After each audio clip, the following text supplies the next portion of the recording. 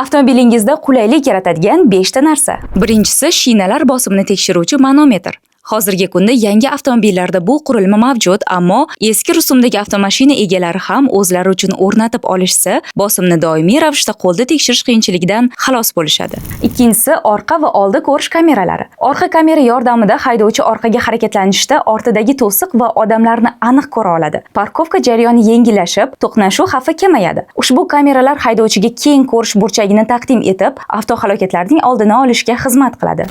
Uchinchisi zaxira asbob-uskunalar. Uzoq masofaga ketayotganingizda avtomobil nosoz holatga kelib qolsa, vaqtinchalik ta'mirlash uchun eng muhim asboblarni yoningizda har doim olib yuring. To'rtinchisi aerobag, ya'ni himoya yostiqchalari. Ayrim avtomobillar bu funksiyaga ega emas, lekin xavfsizligingiz uchun qo'ydirib olganingiz yaxshi.